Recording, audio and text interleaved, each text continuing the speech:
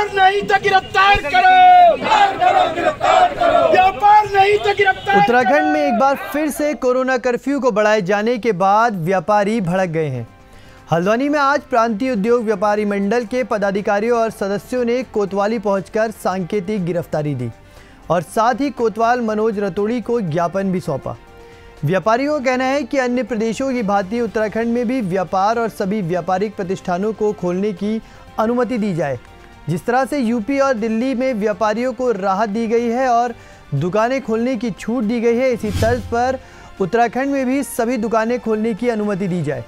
व्यापार मंडल के प्रदेश अध्यक्ष नवीन वर्मा का कहना था कि यदि सरकार व्यापारियों की बात नहीं सुनती है तो हम उग्र आंदोलन करने पर बाध्य होंगे, जिसकी जिम्मेदारी पूरी तरह से राज्य सरकार की होगी। सरकार के जो व्यापार विरोधी जो नीतियां चल रही हैं उसके अगेंस्ट में पूरा प्रदेश इस समय जो है उस पर ज्वालामुखी आया हुआ है। हमारे व्यापारी इतने ज़्यादा भड़के हुए हैं कि आप जो दूसरी SOP आज जारी हुई है कल, उससे व्यापारियों का कहना है कि भाई हमारा क्या व्यापारी ही कोरोना बांट रहा है, दुकान खोलते ही कोरोना निकल जाएगा बाहर से।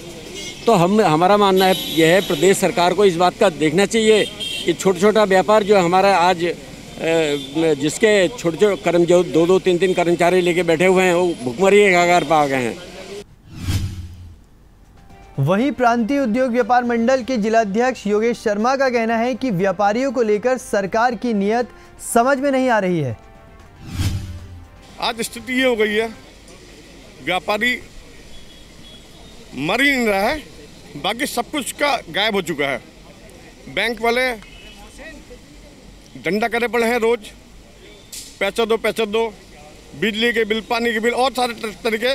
व्यापारी की इस समय यह स्थिति हो गई है कि व्यापारी अपने स्टाफ को देखे, बिजली के बिल को देखे, बैंक की किस्तों को देखे, लेकिन मैं तो उसके बाद भी अपने व्यापारियों को साहस देख रहा हूँ। खाना भी बांट रहे हैं, सैनिटाइजर भी बांट रहे हैं, मास्क भी बांट रहे हैं, तब भी सारा काम। वहीं प्रांतीय उद्योग व्यापार मंडल के महिला प्रकोष्ठ की जिलाध्यक्ष कुसुम डिगारी का कहना है कि सरकार कोई ऐसी नीति बनाए जिससे व्यापारियों को भी राहत मिल सके। क्या है कि इतना लंबा लॉकडाउन चल गया सर, तो सारे व्यापारी बहुत परेशान हैं। हम ये नहीं कहते हैं कि आप मार्केट एक साथ खोल दीजिए, आप सारी भीड़ को इकट्ठा कर लीजिए, एकत्रित कर लीजिए, बट कोई ऐसा शेड्यूल बनाइए, कोई ऐसे नियम बनाइए कि हर आदमी की इनकम हो सके। क्योंकि अब बताइए कब तक अपने परिवार को चलाने की कोई क्षमता रख पाएगा, ना तो बिजली के बिलों में कोई कमी है। तो प्रदेश में एक बार फिर से कोरोना कर्फ्यू बढ़ा दिया गया है और व्यापारी भड़क उठा है।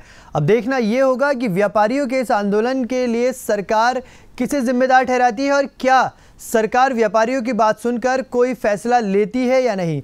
इस खबर में अभी के लिए बस इतना ही और आप बने रहिए JJ न्यूज़ के साथ। नमस्कार।